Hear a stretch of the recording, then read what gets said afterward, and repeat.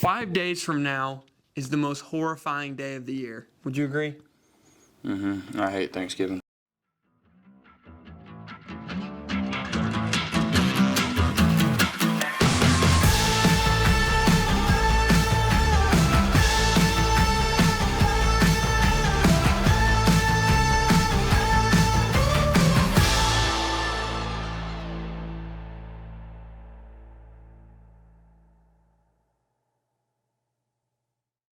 People stop by your house, they come knocking, terrifying little children in Power Ranger costumes, dressed up like Elsa, the worst of things, asking for all things candy.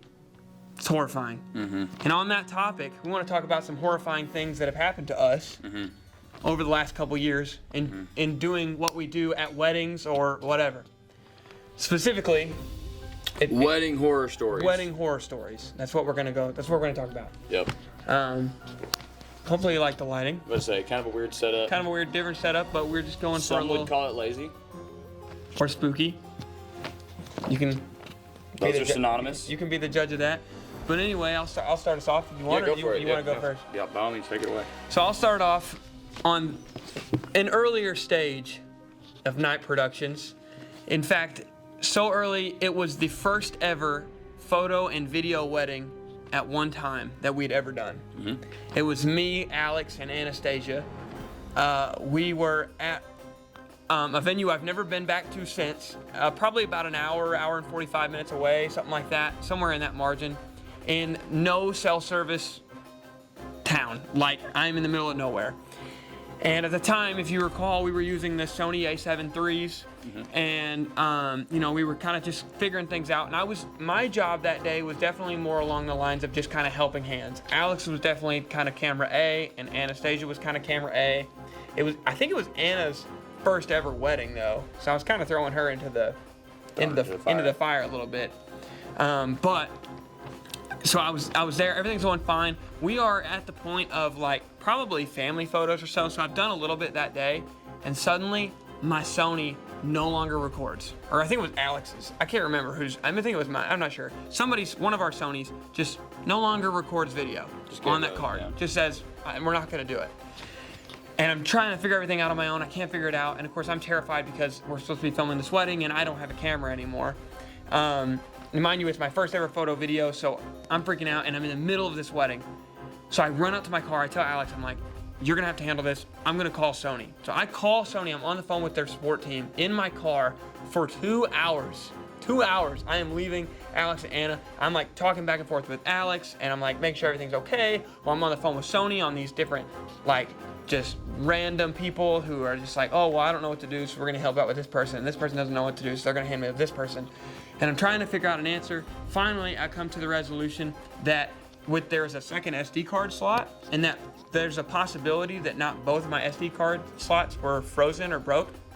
So all I had to do, which now looking back, it's super easy, but I just went into my settings and transferred which one my video actually records to into the SD card slot 2 instead of 1.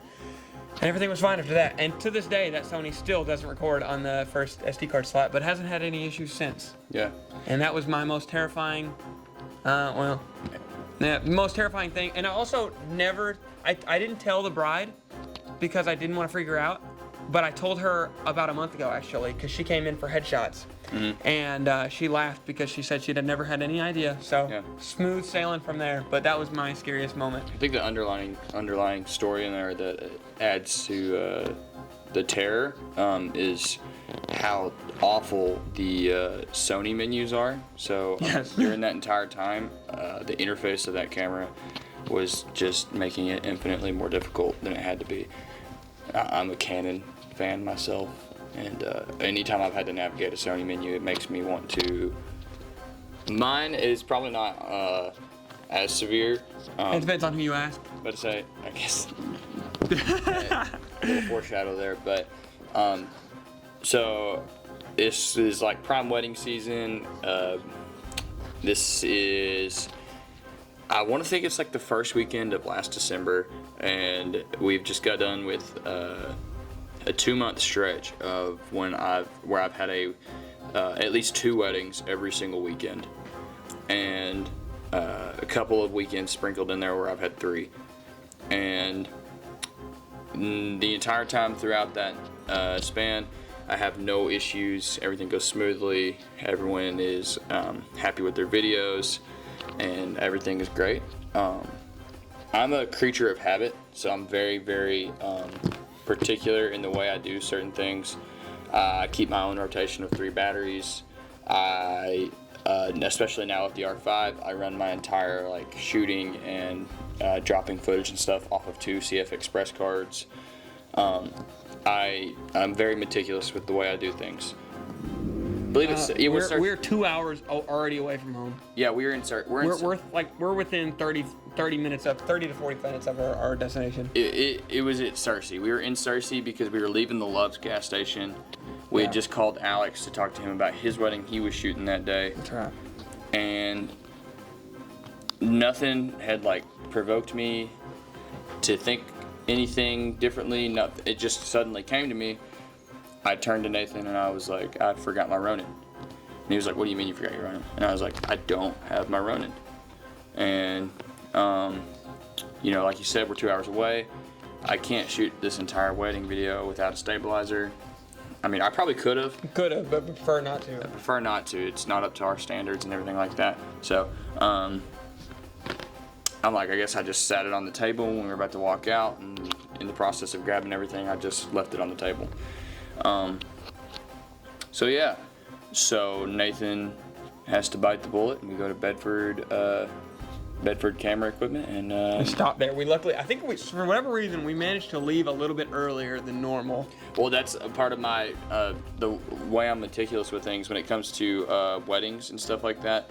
Yeah, I give myself so much buffer time, whether that be to eat or whatever. Stop at a gas station, whatever it may be. Yeah. I just always give myself time. You stopped, and then you got a nicer, newer Ronin than you had before. Got an RS3.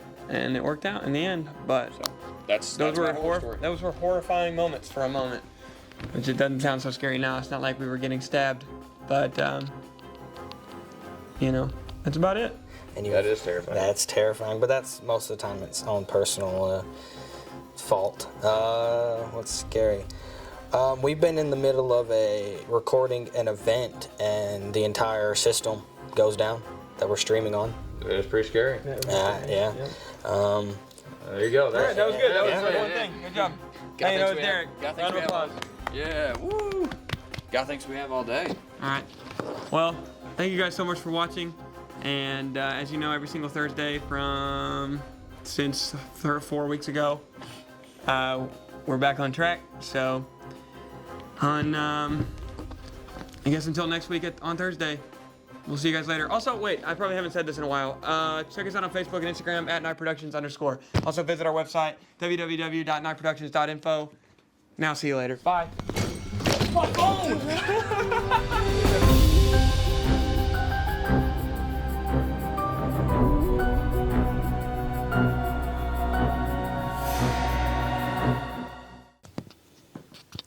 Come on, Tech TV.